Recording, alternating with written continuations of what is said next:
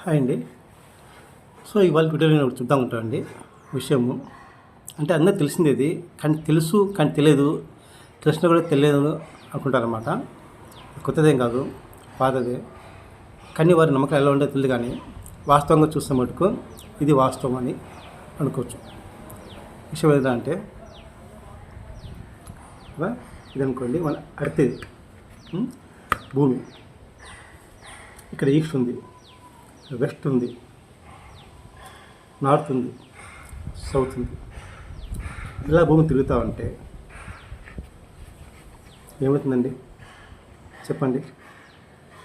మీకు అర్థమవుతుందే? మీ ఇల్లు ఇక్కడ ఉందనుకోండి, ఇది ఇక్కడ ఉందనుకోండి, ఈస్ట్లో ఉంది. ఇట్లా తిరిగినప్పుడు ఏమవుతుంది కదా?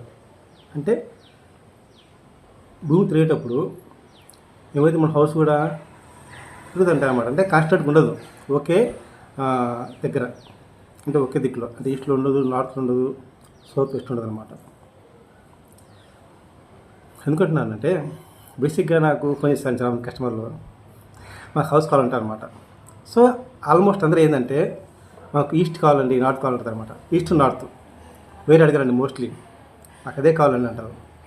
నాకు రోడ్ అండి, ఇప్పుడు ఈస్ట్ ఈ పక్క ఉంది, వెస్ట్ నార్త్ సౌత్ భూమి తిరుగుతుంది కదా, మరి మీరు ఎక్కడే ఉంటుందండి?